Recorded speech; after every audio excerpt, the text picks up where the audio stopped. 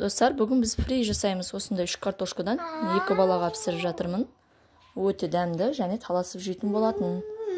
Картошкаларды бірінші ашып аламыз. Достар, бағана 3 картошканы тазалап ашып, осындай салонка қылып турап шығамыз. Одан кейін бұған кішкене тұз сеуіп, осындай бірнеше минутқа қойып қоямыз. Сосын осындай суы шығады. Қуырып атқан кезде су шығып кетпейді картошканың, и шықырлақ болып шығады. Айтпесе, жаңадай бір-біріне жапсып қалып қуырып атқанда сондай болып не қылады, короче, ұнамай қалады сізге. Сосын суын шығарып, одан кейін қуырған жөн. Сосын картошканың пайдаларын айта кетейін, білмейтіндер білсін. Картошканы бірнеше түрі болады, оның қызыл түрі өте асқазан жара кеселіктеріне және ішек жолдарына, ішектің газдесуіне өте пайдалы. Соны кеңес беремін. Қызыл картошканы теркадан өткеріп, и оның суы шығады. Сол суын балдарға балмен қосып 1-2 қасық күнге беріп тұрған жөн.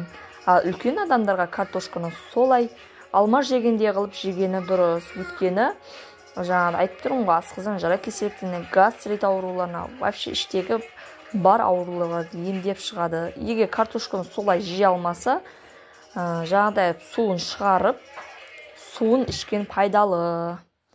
Достар, соны ескеріп жүріңдер. Балдарға осындай картошканы фри қылып істеп берген жақсы, и пюре жасап берген жақсы. Балдар өте таласып жақсы көріп жейді.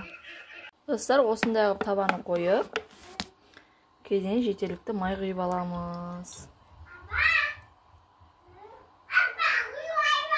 Сосын фриімізді осыған пісіреміз. Достар, майымыз қызғаннан кейін осыны осылай саламыз.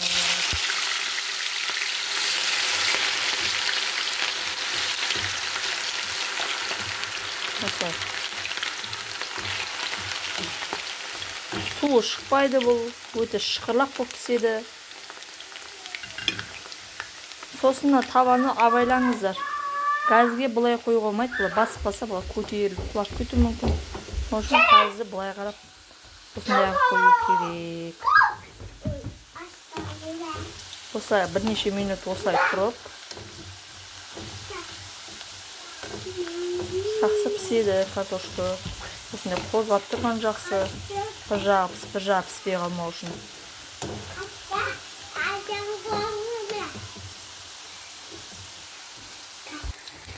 Біз осындай қайттан салдым.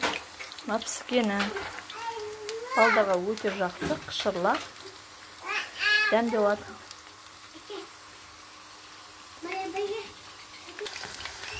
Осы ең соңғысын пісіріп жатырмын. Осындай қышырлап болып шығады. Бұған приправалар үстінен сүйіп, араластырып жіберсең де болады. Мен балдарға пісіріп атқаннан кейін осылай бере саламын.